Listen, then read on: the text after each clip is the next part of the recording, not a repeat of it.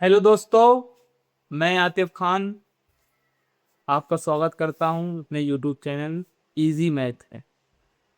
तो क्या हाल चाल है आप लोग के। मैं आज लेके आया हूं आपके लिए एक नई वीडियो एक्सरसाइज 1.2 यानी प्रश्नावली 1.2, जिसमें हमें बहुत सारे नए नए तरीके सीखना है, बहुत सारे नए नए सवाल देखना है और बहुत सारे नए नए कॉन्सेप्ट सीखना है। इससे पहले वाली वीडियो में हम लोगों ने गुणनखंड के बारे में पढ़ा था कि गुणनखंड क्या होते हैं, लासा मासा यानी एलसीएम एचसीएफ क्या होता है। अब आज हम सॉल्व करेंगे प्रश्नावली 1.2। तो इसमें हमें जो है वो कुछ चीजें सिद्ध करना सीखनी है और इस प्रश्नावली में से आपके बोर्ड एग्जाम में से 2 सवाल जरूर ही पूछे जाए। तो वीडियो शुरू करने से पहले मैं 2-3 बातें आपको बताना चाहूंगा कि इससे पहले आप लोग 9th क्लास में पढ़ के आ चुके हैं, अब आप 10th में आ गए हैं। तो 2 तरीके के बच्चे ऐसे होते हैं जो जब अगले क्लास में जाते हैं तो उनका रिजल्ट उनके ऊपर डिपेंड करता है। एक तो वो बच्चा होता है जो 9th क्लास में या पीछे वाले क्लास में अच्छे से पढ़ाई करके नहीं आता है, और एक बच्चा वो होता है जो पीछे वाले क्लास में भी भरपूर मेहनत करके आता है और आगे वाले क्लास में भी वो भरपूर मेहनत करने के बारे में सोचता है। तो ऐसे बच्चे जो पीछे की क्लास में मेहनत करके नहीं आए हैं उनके लिए मैं यही कहना चाहूंगा कि जो पीछे बीत गया है उसे तो हम वापस नहीं ला सकते, यानी जो हो गया उसे तो हम वापस नहीं ला सकते, लेकिन हम जहां आए हैं उसके बारे में हमें सोचना जरूरी है। यानी अगर आप इस क्लास में भी आप पढ़ाई नहीं करोगे, टाइम बर्बाद करते चले जाओगे, तो उम्मीद नहीं है कि आप पास हो पाओगे। पास अगर हो भी गए तो आपकी वही परसेंटेज बनेगी 50, 55, 60। और जो बच्चे पीछे क्लास में पढ़ के आए हैं उनके लिए 10th क्लास का कोई भी सब्जेक्ट हो, चाहे वो मैथमेटिक्स हो, चाहे वो साइंस हो, चाहे वो इंग्लिश हो, या जो सा भी सब्जेक्ट हो, तो वो उन्हें बहुत इजी लगेगा। तो कहने का मतलब सिर्फ इतना सा है कि जो बच्चे पीछे पढ़ के आ चुके हैं उन्हें ज़्यादा मेहनत करने की ज़रूरत नहीं पड़ेगी, लेकिन जो बच्चे जो हैं, जो ज़्यादातर इसमें के बच्चे होते हैं जो 9th क्लास और 11th क्लास जो है वो मज़े में काट लेते हैं, उन्हें आगे बहुत मेहनत करने की ज़रूरत है। अभी आप लोगों की छुट्टियां चल रही हैं, तो मैं आपको सिर्फ एक यही एडवाइस देना चाहूंगा कि आप रोज आधे से 1 घंटा जो है वो जरूर टाइम निकाल के पढ़ें, ताकि बाद में आपका सिलेबस जो है वो ज़्यादा इकट्ठा ना हो जाए और आपको प्रेशर ज़्यादा ना पड़े। तो कुछ टाइम आप 20 अगर देंगे तो आपकी पढ़ाई भी अच्छी हो जाएगी, आपका सिलेबस भी पूरा हो जाएगा और आप लोगों के जो एग्ज़ाम की तैयारी है वो भी अच्छे से हो जाएगी। और जब एग्ज़ाम की तैयारी अच्छे से हो जाएगी तो आपके नंबर भी फिर अच्छे से। कुछ बच्चे मुझे ऐसे मिलते हैं जो मुझसे कहते हैं कि सर मुझे मैथ से बहुत डर लगता है, मैथ मेरे समझ में नहीं आती है, इसमें ज़्यादातर लड़कियां होती हैं। तो मेरे कहने का मतलब ये है कि आपको कोई चीज़ कब अच्छी, भाई अभी मैं आपको एक मूवी दिखाऊं और सुबह मैं बोलूं कि उसकी स्क्रिप्ट क्या है, तो आप मुझे वर्ड टू वर्ड उसकी स्क्रिप्ट जो है वो सुना दो। क्यों? क्योंकि आपको मूवी देखने में इंटरेस्ट है, आप उसे देखना चाहते हो, आपको खुशी होती है कि भाई कोई नई मूवी आई है, लाइए देख के आते हैं, आपके दिल में खुशी होती है। ऐसे ही अगर आपको मैथमेटिक्स सीखना है या कोई भी सब्जेक्ट सीखना है तो आपको उसमें पहले इंटरेस्ट पैदा करना चाहिए, कि आपको उसके बारे में थोड़ा सा इंटरेस्ट पैदा करना है। जब आप इंटरेस्ट पैदा कर लोगे तो वो चीज़ आपको पढ़ने में भी अच्छा लगेगा, वो चीज़ आपको सीखने में भी अच्छी लगेगी। तो मेरी यही राय है कि आप जब भी पढ़ने बैठें तो आप क्या करें, अपना मन अंदर से बना के बैठे कि आज मुझे ये सीखना है, आज मैं ये वाली एक्सरसाइज कंप्लीट करूंगा, या मैं आज ये चैप्टर पढ़ूंगा, तो मुझे हो सकता है इससे कुछ सीखने को मिले, ताकि मैं क्लास में उससे टीचर कोई सवाल पूछे तो मैं शायद जल्दी जवाब दे पाऊँ, मेरी तारीख हो। इस तरीके से आपको अपने माइंड को थोड़ा सा हल्के हल्के तैयार करने की जरूरत। और आप हफ्ते में 1 हफ्ता ये चीज़ करके देख लीजिए, आपकी फिर आदत में आ जाएगी वो चीज़। तो हमें कोई भी सब्जेक्ट सीखना है तो उसके लिए हमें उसकी इंटरेस्ट पैदा करना बहुत जरूरी है। जब आपका इंटरेस्ट पैदा हो जाएगा तो आप पढ़ने भी लगोगे, आप उसकी प्रैक्टिस भी करने लगोगे। तो चलिए बिना किसी देरी के हम स्टार्ट करते हैं अपने एक्सरसाइज नंबर 1.2 प्रश्नावली 1 का। इसमें हमसे सवाल नंबर 1 में पूछा है कि सिद्ध कीजिए √5 यानी वर्गमूल 5 एक अपरिमेय संख्या है। यानी हमें सवाल में बोला गया है कि √5 एक अपरिमेय संख्या तो है, लेकिन आप क्या करो, उसे सिद्ध करके बताओ। तो सिद्ध करने के लिए आपको पहले यह पता होना जरूरी है कि अपरिमेय संख्याएं कौन सी होती हैं, किन किन संख्याओं को आप अपरिमेय संख्याएं कहेंगे। तो उसके लिए हमें समझना जरूरी है। देखिए जैसे मैंने एक बात आपके लिए बोल दी कि वास्तविक संख्याएं ही, तो पीछे चैप्टर में हम लोगों ने पढ़ी है वास्तविक संख्या। मैंने बोल दिया कि वास्तविक संख्याओं के दो बेटे, एक तो आपकी हो गई परिमेय संख्या और दूसरी आपकी हो गई है अपरिमेय संख्या।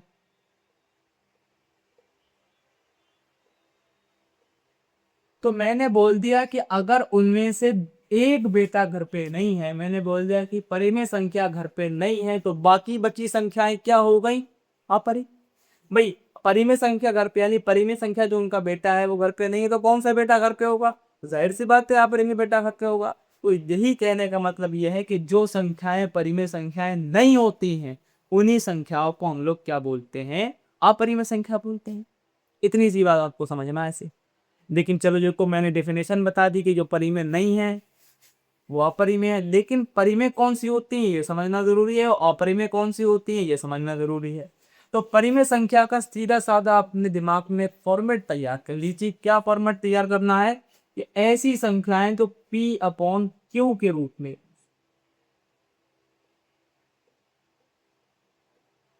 यानी कोई भी दो पूर्णांक हो सकते हैं। मैंने बोल दिया कि दो एक पूर्णांक है और बटे में 4 ये पूर्णांक, भाई 6 पूर्णांक है बटे में 9 भी एक पूर्णांक। तो इस तरीके का जो फॉर्मेट होता है इसे हम लोग बोलते हैं P/Q। यानी जब भी कोई एक संख्या, जब भी कोई दो पूर्णांक ऐसे लिखे जाएं कि एक पूर्णांक उसका अंश हो और एक पूर्णांक उसका हर हो, यानी एक उसका नंबरेटर हो एक उसका डिनोमिनेटर, तो उसी फॉर्मेट को, यानी इस बटे के रूप को हम लोग बोल देते हैं परिमेय संख्या। फॉर एग्जाम्पल, इस संख्या मैंने 7 बोलती, मैंने बोला कि बताइए ये परिमेय है, तो आप बोलेंगे नहीं सर इसमें जो हर है वो तो हमारा है ही। तो उसके लिए आपको क्या कर सकते हैं? उसके लिए एक लगा, यानी कोई भी सिंगल पूर्णांक अगर लिखा तो सिंपल सी बात ये है कि वो परिमेय है। कैसे परिमेय है? परिमेय के लिए आपको क्या करना, बटे से पे की तो लगाना है, और बटे में एक लगा देंगे तो संख्या के ऊपर कोई फर्क नहीं पड़ेगा। भाई आप बटे में एक लगा रहे हो तो संख्या के ऊपर कोई फर्क नहीं पड़ रहा है, लेकिन हमारा फॉर्मेट तो तैयार हो जा रहा है। सिंपल सा कहने का मतलब ये है, इसे बोलते हैं परिमेय संख्या। एक बात और ध्यान रखना है, जहां पर Q की जगह पर जीरो नहीं, यानी Q is not equal to zero, यानी अपॉन में बटे में आप अगर जीरो लिख दोगे, जैसे एग्जाम्पल के लिए आपने लिख दिया 7/0, तो ये परिमेय संख्या नहीं होगी। लेकिन आप 9th क्लास में सवाल पढ़ के आए होंगे कि सिद्ध कीजिए क्या जीरो एक परिमेय संख्या है। आपने वहां पे तो सिद्ध करा था कि जीरो एक परिमेय संख्या आ रही, लेकिन यहाँ पे जीरो आने पे ये परिमेय संख्या नहीं हो रही। तो मैंने क्या बोला? Q की जगह पे जीरो नहीं होना चाहिए, यानी बटे में जीरो नहीं होना चाहिए। ऊपर अगर जीरो है तो कोई बात नहीं, ऊपर जीरो है कोई दिक्कत नहीं, क्योंकि जीरो से जब आप 5 को भाग करोगे तो जीरो आ जाएगा, और 7 को जब आप जीरो से भाग करोगे तो वो आपका आ जाएगा कान नॉट डिफाइंड। ठीक है, एरर लिख के आता है कैलकुलेटर में, यानी जीरो की कोई वैल्यू ही नहीं पता है। जब हम जीरो की वैल्यू हमें नहीं पता है तो आप उसको 7 से डिवाइड करोगे तो क्या वैल्यू लेके आओ, ये कहने का मतलब।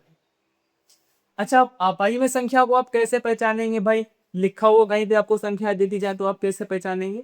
तो उसके लिए मैं आपको दो पहचान रखा, दो पहचान आपको ध्यान में रखना है। पहली पहचान क्या है? कि कोई भी आपकी अभाज्य संख्याएं हैं, ठीक है, अभाज्य संख्याएं हैं, जैसे हम लोग इंग्लिश में बोलते हैं प्राइम नंबर्स, जैसे 2, 3, 5, 7, 11, इस तरीके से।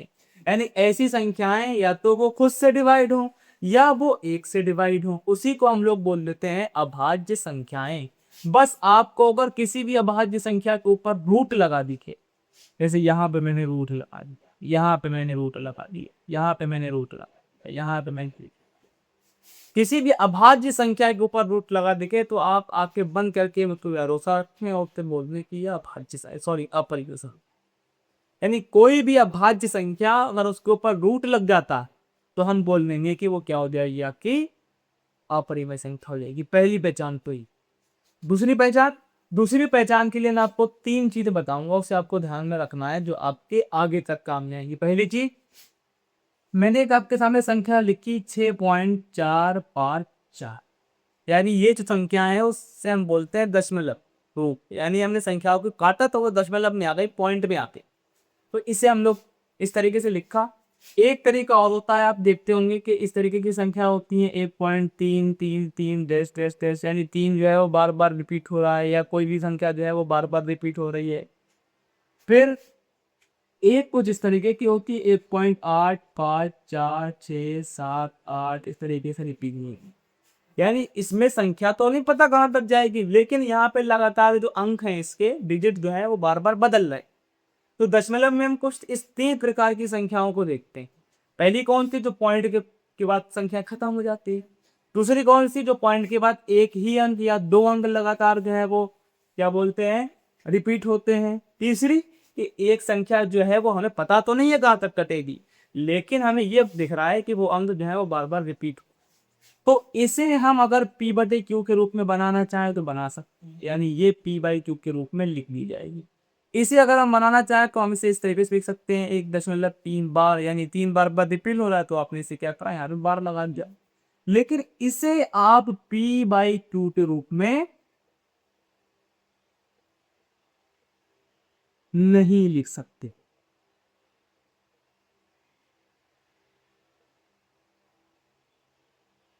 तो इस तरीके की संख्याओं को मैंने यहाँ पे आपके सामने अंडरलाइन करी। ये जो संख्या है ये क्या है, अपरिमेय है, ये परिमेय है और ये भी परिमेय है। कहने का मतलब ये है कि अपरिमेय संख्या वो है जिसे आप p बाई क्यू की फॉर्म में ना लिख पाए, यानी जिसे p बटे क्यू की फॉर्म में हम नहीं लिख सकते हैं वही अपरिमेय है, उसके अलावा जितनी है वो सब परिमेय। ये मेरे कहने का मतलब है। तो आई होप आपको ये बात समझ में आई होगी। अब हम चलते हैं अपने सवाल की तरफ, पहले इसे साफ कर लेते हैं।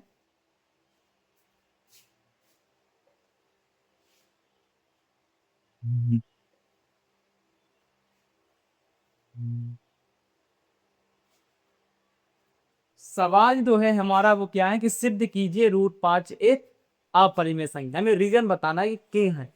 तो इसके लिए आपको पूरे एक्सरसाइज में सिर्फ यही चीज सिद्ध करना है कि 2-3 सवाल है अपरिमेय संख्या सिद्ध करना। तो आप क्या करेंगे, मेरी बात ध्यान से आप गौर से सुनना। पहली बात, हम अगर इसे अपरिमेय सिद्ध करेंगे तो हमें इसका उल्टा अपोजिट मानना पड़ेगा, परिमेय।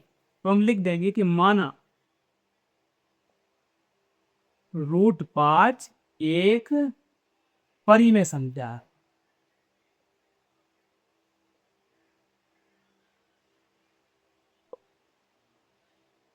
और साथ ही साथ आप 2 पूर्णांक मान लीजिए, हम लिख देंगे तथा p और q दो सहिभाज्य पूर्णांक।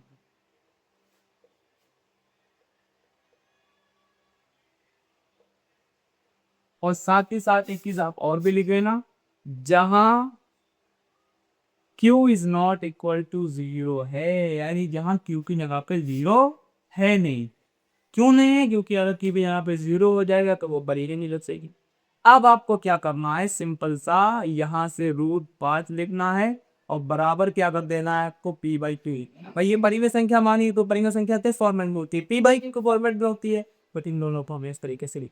अब आप क्या करोगे, इस q को भेज दो यहाँ गुणा में, यू जाएगा आपका √5 गुणा q और बराबर आ जाएगा आपका p। ये आपको करना है। फिर आप क्या करोगे, इसे सिद्ध करने के लिए दोनों तरफ वर्ग करो। तो हम बोल देंगे कि दोनों तरफ वर्ग करने का, इधर अगर हम वर्ग करेंगे तो हो जाएगा आपका √5 q, दो इधर √5 q की घात दो और हो जाएगा आपका p की घात की।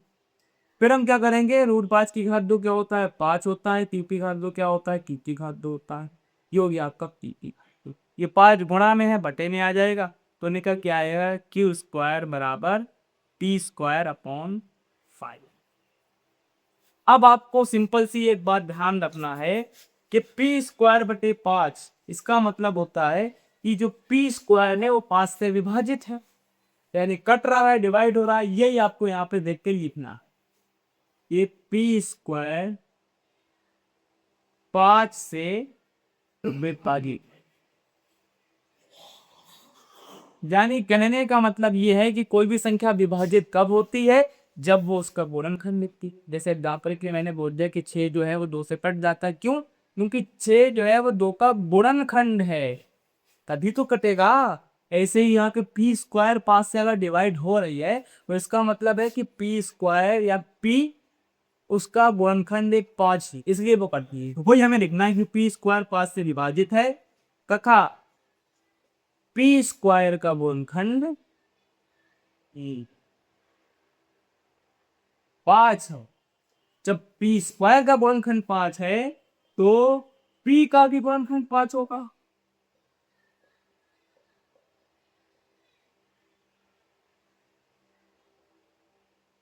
इतनी बात लिखना है।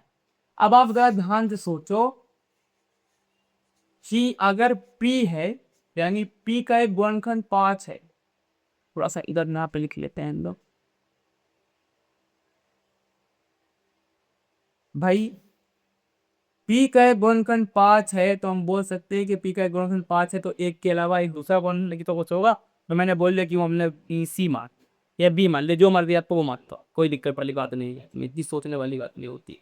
P बराबर 5C, यानी जैसे नाम पर कि भाई मैंने बोल दिया कि जो 4 है का गुणनखंड क्या है, एक 2 है और एक आपने बोल दिया कि 1 है, या एक दूसरा की 2 है तो हमने बोलते 4 बराबर 2 P खाट। तो क्या 4 गुणा इसके बाद एक भी ना, तो ये जाएगा आपका 4, जाएगा आपका एक। इस तरीके से आपको इस सप्ताह के अंदर जवाब लाएंगे। तो आपको ये पी की वैल्यू निकालना है, इसे बोल देना है समीकरण नंबर 2, और यहाँ पे आप जो है वो बोल सकते हैं समीकरण नंबर।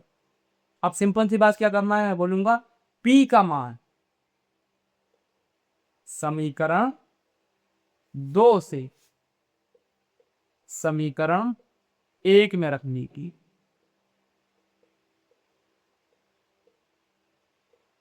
पे उठा कर रख दीजिए समीकरण नंबर 1 ये, तो √5 गुणा क्यू बराबर हो जाएगा पी की जगह पे 5C। ये फिर हमें एक नई समीकरण रही। अब फिर हमें इसका वर्ग करना, तो हम बोल देंगे √5 गुणा या √5 क्यू स्क्वायर, यहाँ पे लिख देंगे 5C स्क्वायर, ब्रेकेट में आप लिखो वर्ग भी करने का। जब आप इसका वर्ग करेंगे तो √5 का वर्ग हो जाएगा 5Q स्क्वायर और 5 का वर्ग हो जाता है 25C स्क्वायर। इसे आप देख को पट्टे हो जाएगा आपका क्यू स्क्वायर बराबर 25C स्क्वायर बटे में आ जाएगा आपका 5, 5 से काट दो, 5 एकम 5 और 5 पंजे 25। कहने का मतलब ये, अब ये 5 गुणा में ऐसे बटे में, तो यहाँ बचा आपका C की घात 2, हो जाएगा आपका क्यू स्क्वायर बटे 5। अब ध्यान से एक बात मैं आपको बताऊंगा जो मैं स्टार्टिंग में बताना दिया आपको।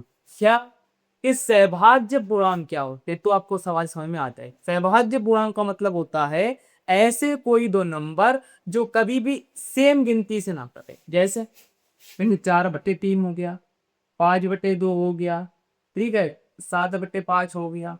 अगर 4 4 से कटेगा या 2 से कटेगा तो 3 फिर उस गिनती से नहीं कटेगा। अगर इस तरीके के कोई दो पूर्णांक लिखे हुए हैं तो उसे हम लोग बोलते हैं सहभाज्य पूर्णांक, ओ प्राइम नंबर्स। तो यहाँ पे देख लीजिए क्यू स्क्वायर के बटे में 5 है, सेम सी तरीके से बात आई निकल के, तो पी स्क्वायर के बटे में 5 हो गया।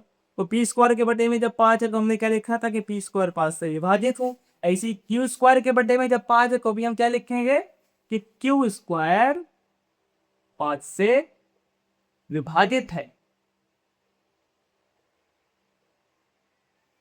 तथा क्यू स्क्वायर का 5 एक गुणनखंड है। जो हमने पीछे लिखा था वही लिखना है। तो क्यू का भी गुणनखंड 5 होगा।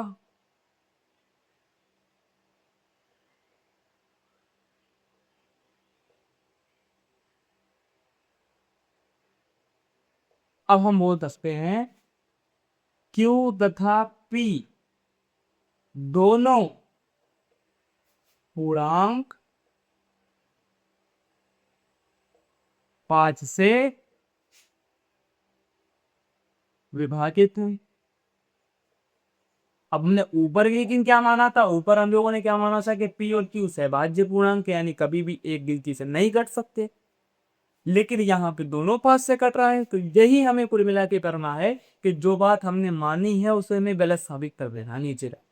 अब क्या लिखना है, जब पी और क्यू दोनों पास से कट रहा है तो हम कह सकते हैं कि हमारी सॉरी ये है हमारी अवधारणा या कल्पना, आप कुछ भी लिख सकते हैं, के विपरीत है, अतः √5 एक अपरिमेय संख्या है।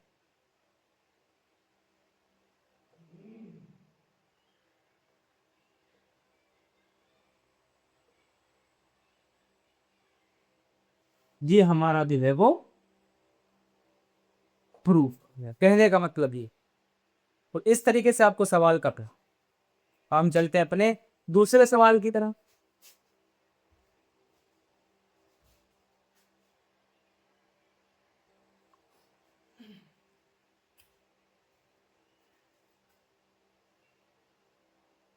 हमारा सवाल नंबर 2 है, सिद्ध कीजिए कि 3 + 2√5 एक अपरिमेय संख्या है। यानी अब हमें संख्या थोड़ी सी बड़ी देती है। अब आप एक बात का खास ख्याल रखना इसमें कि जब संख्या सिंगल रूट के अंदर हो, यानी सिर्फ इस तरीके की हो कि √5 है या √3 या √7 है, तब आप वो तरीका लगाओगे जो मैंने सवाल नंबर 1 में बताया।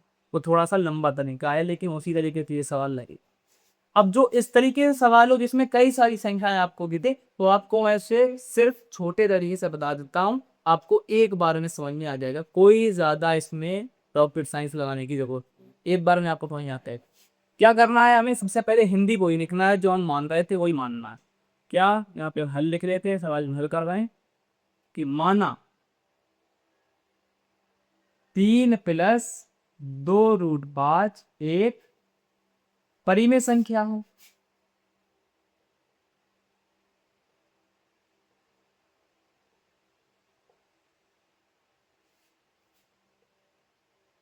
तथा P और Q दो सहभाज्य मानने की यहाँ जरूरत नहीं है, आप मानना चाहो मान भी सकते हैं। मैं खाली पूर्णांक यहाँ पे लिखो, P और Q दो पूर्णांक हैं, जहां Q ≠ 0 है, यानी Q की जगह पे 0 नहीं है, ये आपको मान।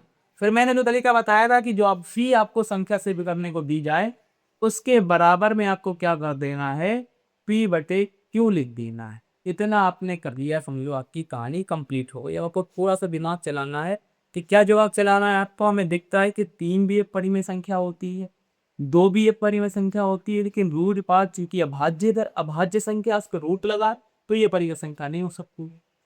तो इसलिए हमें क्या करना है, सिर्फ रूट की गिनती को, यानी कभी भी आपको अगर सवाल हो तो आप सिर्फ रूट के अंदर जो गिनती है उसे एक तरफ करेंगे, बाकी सबको बराबर के दूसरी साइड भेज देंगे। ये जो 3 प्लस का इधर भेजेंगे माइनस में आ जाएगा, तो हमारे पास इधर क्या बचेगा, इधर हमारे पास बचेगा 2√5। ये हो जाएगा आपका P/Q। प्लस का 3 है, इधर आके हो जाएगा माइनस। अच्छा चीज मैं आके और क्लियर करूँ, वो बच्चों को समझ नहीं आता कि प्लस का कब होता है गिनती और माइनस की कब होती है। अगर ये गिनती प्लस की कैसे पहचानेंगे कि अगर इसके आगे कोई भी निशान नहीं है, जैसे 3 सिंपल लिखा है, आगे कोई निशान नहीं है, तो ये प्लस की है। माइनस की संख्या कभी भी आपको दी होगी तो उसके आगे माइनस लगाओ। तो जो संख्या जब प्लस की होती है वो दूसरी तरफ माइनस में जाती है, तो माइनस की होती है वो प्लस में जाती है, जो गुणा में होती है वो भाग में जाती है, जो भाग में होती है वो गुणा में जाती है। अब आपको क्या करना है, एलसीएम ले लेना है, आप बटे एक मान लो। ये होगी आपका 2√5, ये आप उसका क्या करेंगे, एलसीएम ले लेंगे, तो क्यू की 1 से मल्टीप्लाई करेंगे तो क्यू आ जाएगा। फिर आप क्रॉस मल्टीप्लाई कर सकते हैं इस तरीके से, तो पी की 1 से मल्टीप्लाई करेंगे, गुणा करेंगे तो 1 आएगा। क्यू की 3 से गुणा करेंगे तो ये आपका हो जाएगा 3Q। अब ये दो जो है ये भी हमारे पास एक राइस है, देने दूसरी साइड पे जिताना, तो ये गुणा में है, ये बटे में आ जाएगा। ये हो जाएगा √5 = यानी बराबर P-3Q बटे 2 बटे में गुणा में आएगा किसकी, Q के, यानी ये जाएगा 2। ये आप मान लो समीकरण नंबर 1। किसे क्या कहो आप अंडरलाइन करना तो कहो। ये हमारी नई संख्या। अब आप क्या समझने वाली बात क्या पे, ये समझो तरीका। कि भाई ये p/2 यानी p/2 की फॉर्म है, जहाँ पे p भी एक नंबर है, कोई पूर्णांक है, q भी एक पूर्णांक है, 3p पूर्णांक है, 2 भी पूर्णांक है, ये भी होल नंबर है दोनों। तो बटे में आ भाई, इसका मतलब ये परिमेय संख्या है, लेकिन ये रूट है 2 की अपरिमेय संख्या। अब आप क्या लिखेंगे समीकरण 1 में या समीकरण 1 से प्राप्त नई संख्या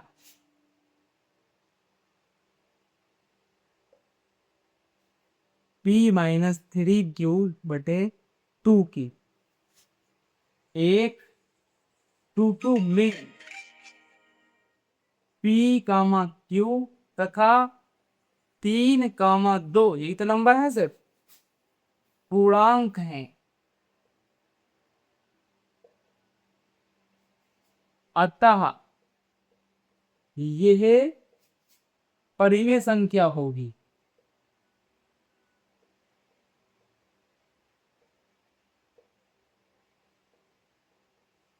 इतना आपको लिखना है। फिर आपको लिखना है कि √5 is not equal to p-3q/2, या आप सिंपल सा इतना लिखना चाहें कि √5 is not equal to p/3। इस तरीके से भी आप लिख सकते हैं, कोई गलती नहीं है।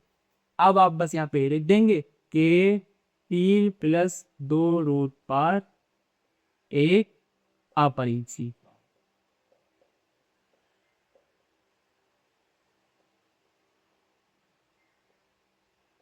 अच्छा, यहाँ पे एक कंफ्यूजन और पैदा होती है कि भाई 3 भी पूर्णांक है, 2 भी पूर्णांक है, √5 ही तो पूर्णांक नहीं है, तो एक भी परिमेय संख्या नहीं है। तो एक बात आप ध्यान से समझ लीजिए कि 2√5 भी परिमेय संख्या नहीं है। क्यों? क्योंकि जब हम एक अपरिमेय और एक परिमेय की गुणा करते हैं, जैसे एग्जाम्पल के लिए आपने क्या कहा, 2 × √5, ये परिमेय है, ये अपरिमेय है, तो संख्या निकल के क्या आएगी? अपरिमेय ही आएगी।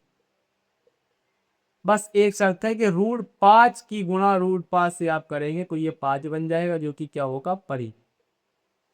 यानी आप रूट की संख्या की गुणा उसी रूट वाली संख्या से करेंगे तो वो परिमेय बन जाएगा। बाकी आप सिर्फ एक अलग नंबर है कोई, जैसे 2 है क्योंकि पूर्णांक है, इसकी गुणा आप किसी अपरिमेय से करेंगे तो वो अपरिमेय ही आएगी। इसी तरीके से आप परिमेय संख्या में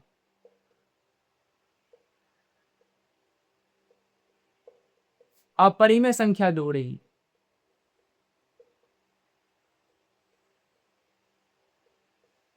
तो जोड़ने के बाद जो संख्या आएगी यानी इस तरीके की, वो भी क्या होगी? अपरिमेय ही होगी। तो ये जो थे वो 2 सवाल थे जो मैंने आपको बताया। इसी तरीके से आपके आगे भी सवाल लगेंगे, तो आप कोशिश करिए।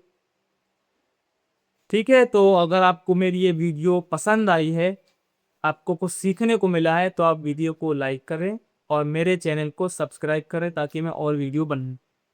तो मिलते हैं आपसे हम अगली वीडियो में एक नए कंटेंट और नए तरीकों के साथ। जब तक के लिए गुड बाय।